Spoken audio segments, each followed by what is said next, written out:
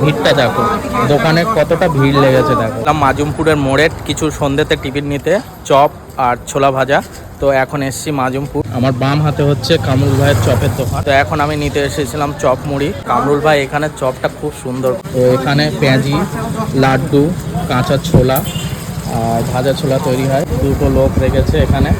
কামরুল ভাই ওখানে চপ দিচ্ছিল, আর এখানে হচ্ছে চপ 2 রাউন্ড ভাজা হচ্ছে। এখান থেকে মুড়ি নিয়েছি, একটা চপ দিয়েছে। তো চলো সন্ধ্যের টিফিনটা একটু বসে খেয়ে নিই।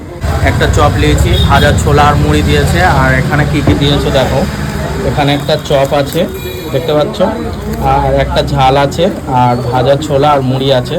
আর যখনই আসি কম বেশি এখান থেকে চপ ট্রাই করে যায়। তো আজকে এসেছিলাম সন্ধ্যেতে, তো এখান থেকে টিফিন করে যাব আর বাড়ির জন্য কিছু নিয়ে যাব। আর প্রতিদিন কম বেশি 15 কিলো আলু সেল হয়, আর 12 কিলো পেঁয়াজি সেল। 5টা বাড়ির জন্য নিয়ে যাব। আর এখানে 1 রাউন্ড ভাজা হয়ে গেছে, আর ফের একবার ভাজবে, তারপরে চপটা কমপ্লিট হবে। কামরুল ভাইয়ের চপটা হচ্ছে সব থেকে ফেমাস, মাজুমপুরের সব থেকে নাম করা চপের দোকান।